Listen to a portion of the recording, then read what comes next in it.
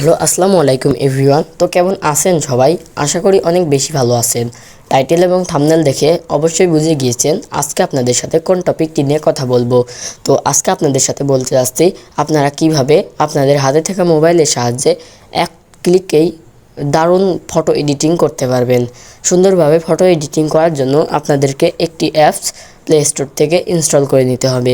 তো first of all আমরা play store অ্যাপে প্রবেশ করলাম।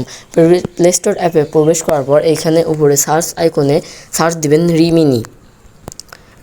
রিনিমি অ্যাপটা সার্চ দেওয়ার পর এখান থেকে আপনাদের ফার্স্টেই যেই অ্যাপসটা আসবে সেই অ্যাপসটা ইনস্টল করবেন।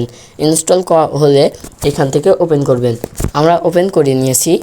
তো এইখানে আপনাদের যতগুলো পারমিশন চাইবে ততগুলো পারমিশন আপনারা এখানে দিয়ে দিবেন।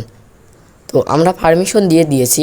আপনারা যদি এইখান থেকে প্রো মোড নিতে চান তো আপনারা প্রো মোডও নিতে পারবেন। তো আলাদা ফিচার্স পাবেন প্রো মোড দিলে। তো আমরা প্রো মোড নিতে চাই না, আমরা ফ্রিতে চালাইতে চাই। ফ্রিতে চালানোর জন্য উপরে এখানে ক্লিক করলাম।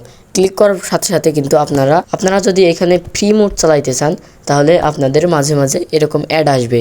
এরকম অ্যাড আসলে অ্যাডগুলো একটু পর স্কিপ করে দিবেন। স্কিপ করার পর এখানে আপনারা ছবি এডিটিং করার জন্য এই আইকনে ক্লিক করবেন। এই আইকনে ক্লিক করার পর এখান থেকে আপনাদের পছন্দ মতো ছবি সিলেক্ট করবেন। এখানে আমি এই ছবিটি সিলেক্ট করে দিয়েছি।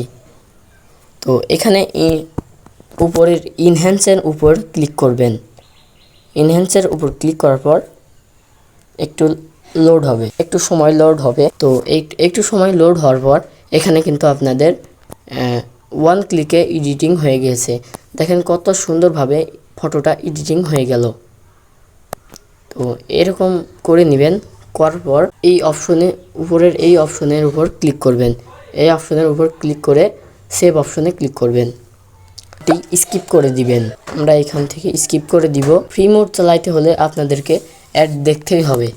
তো আমরা গ্যালারিতে চলে গিয়েছে ছবিটি। এই দেখেন আমাদের ছবিটি কত সুন্দরভাবে এডিটিং হয়ে গেল। ব্যাকগ্রাউন্ড এডিটিং হলো এবং আমাদের ফেসটা কিন্তু ইনহ্যান্স হয়ে গেল। তো এইভাবে আপনারা চাইলে ফটোটা এডিটিং করতে পারবেন। তো একটা কথা না বললেই নয়, এই ভিডিওতে যদি আপনারা বিন্দু পরিমাণে উপকৃত হন তাহলে চ্যানেলটি সাবস্ক্রাইব করে দিবেন।